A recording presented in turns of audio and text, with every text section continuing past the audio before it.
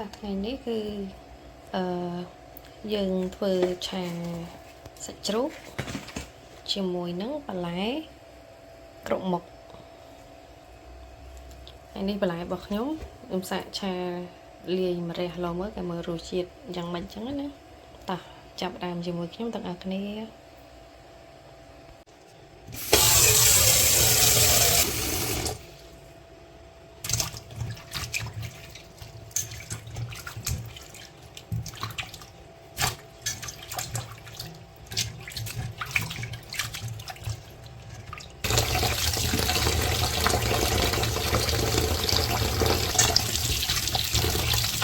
តោះបន្លែរបស់យើងគឺបានលាងរួចហើយគឺខ្ញុំឆា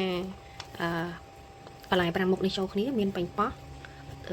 ម្ទេសប្លោកក្រូតម្រះជាមួយនឹងខ្ទឹមប្រាំងហើយយើងឆាជាមួយនឹងសាច់ជ្រូកណាអូខេតោះមកមើលពីរបៀបឆាទាំងអស់គ្នាតែចឹងយើងចាំផ្ដើមដាក់ប្រេងខ្ញុំប្រើប្រេងអូលីវយើងដាក់វាមកល្មមមកបន្តមកទៀតខ្ញុំដាក់ខ្ទឹមចូលវាឲ្យឈ្ងុយ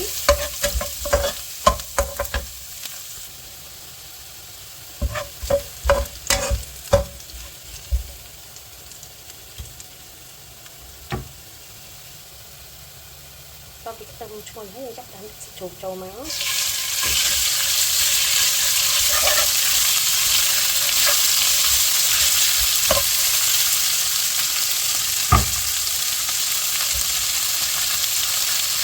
ហើយយើងធ្វើការសាច់ជ្រូកយើងលាយជាមួយពងទាមួយគ្រាប់ណា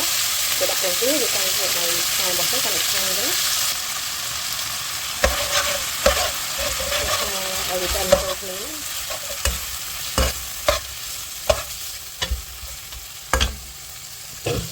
បន្ទាប់មកយើងចាប់ផ្ដើមដាក់ប្រេងខ្យង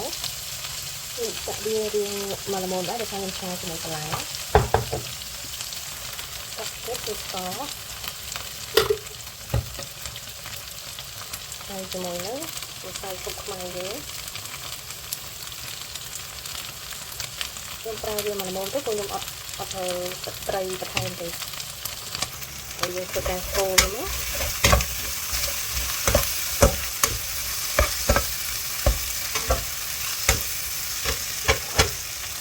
យើងធ្វើការដាក់បន្លែរបស់យើងចូលដោយសារក្របវា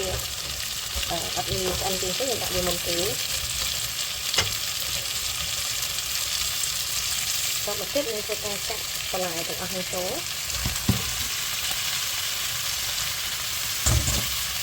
ទំនងមែនតើមើលពណ៌ឡើងគួរចង់ហូបនេះគឺយើងធ្វើការកូរត្រឡប់វាឲ្យចូលជាសព្វចឹងហើយយើងទុកវាមកពុះណាមកយូរពេកក៏បានដែរបន្លែរបស់យើងវាឆ្អិនលក្ខណៈយើងឈប់តែបើយើងចង់ឲ្យវាឆ្អិនរៀងខ្លាំងយើងដាក់វាមកសតុប3នាទីអីចឹងណាចាឥឡូវនេះខ្ញុំធ្វើការទុកចន្លោះ2នាទីសិនដើម្បីឲ្យបន្លែរបស់យើងវាកាន់តែចូលជាតិហើយឆ្អិនរសជាតិឆ្ងាញ់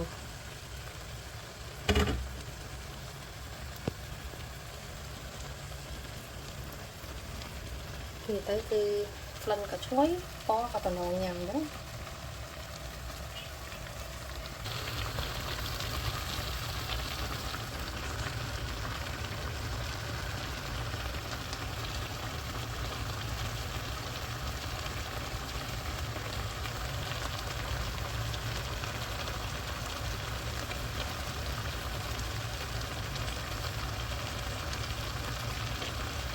ចាឥឡូវនេះម្ហូបរបស់យើងគឺបានឆ្អិនរួចរាល់ហើយខ្ញុំថាទំនងខ្លាំងមែនតើរសជាតិវិញគឺអេមតែម្ដង